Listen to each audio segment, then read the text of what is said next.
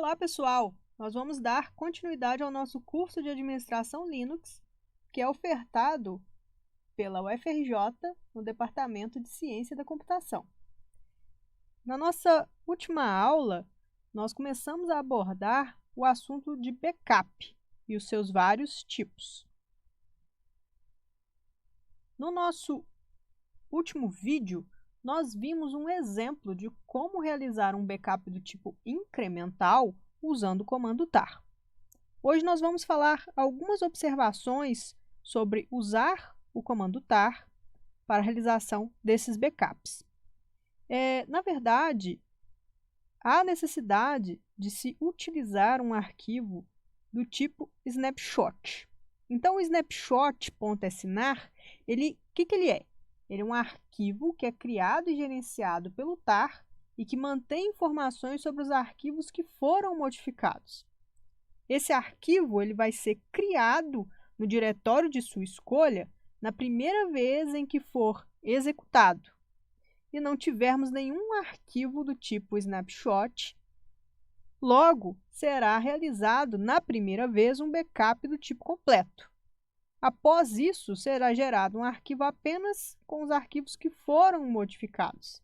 Então, para a gente fazer um teste no nosso Linux, eu estou propondo esse comando aqui. Vamos lá no nosso shell para dar uma olhadinha de como que isso vai ficar.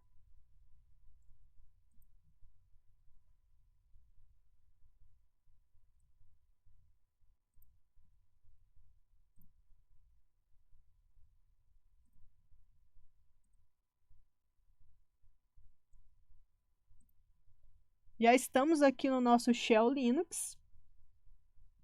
Então, aqui está o nosso comando. Quando eu apertar Enter, a gente vai ver que tudo que estava dentro do /home do usuário aluno foi feito um backup com esse nome de arquivo, backup12do7.tar.gz. Então, a partir de agora, toda vez que eu fizer um backup utilizando esse mesmo arquivo de snapshot, eu vou estar, então, criando um backup do tipo incremental.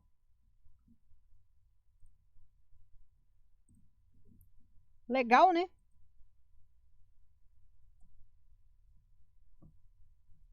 Bom, existe um outro comando muito interessante, que é o rsync.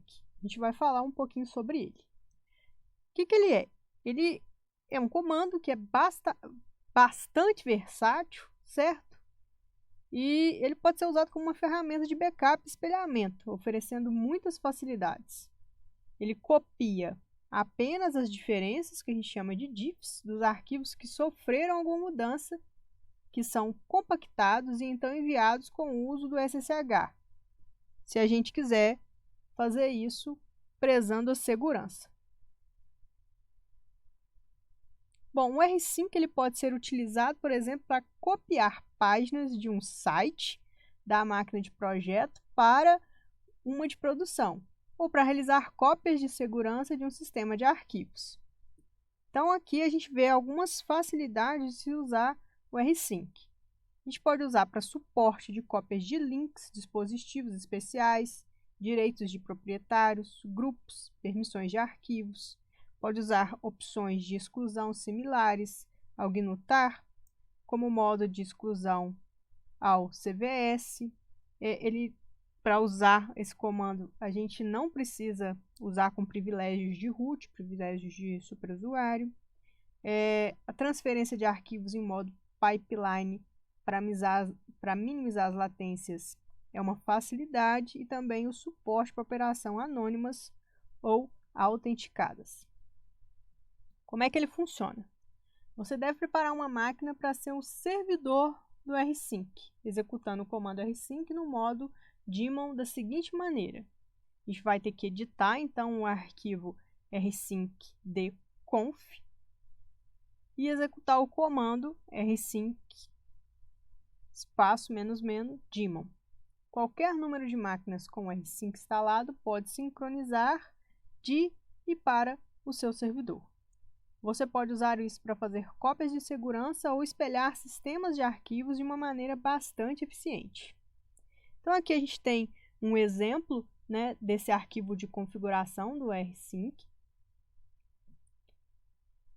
A continuação desse arquivo, a gente vê aqui caminhos para o tipo de FTP, caminhos para o tipo CVS.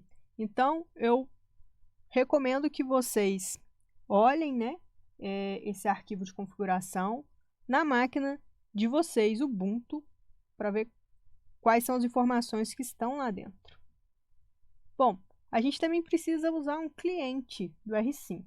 Para iniciar uma transferência do cliente para servidor, nós temos algumas opções. Nós temos a opção Verbose, a Progress e a Stats. Essas opções permitem que você acompanhe o que está acontecendo. Já as opções Compress e RSH vão especificar que você quer realizar a compressão e usar o SSH. E você pode indicar para o rsync descer recursivamente em todos os diretórios com a opção Recursive e para preservar as datas e permissões com Times e Perms. Bom, o cliente ele serve para copiar os links simbólicos, a opção Links, né? Aí você pode utilizar para apagar também no servidor os arquivos que foram apagados localmente, você pode usar a opção Delete.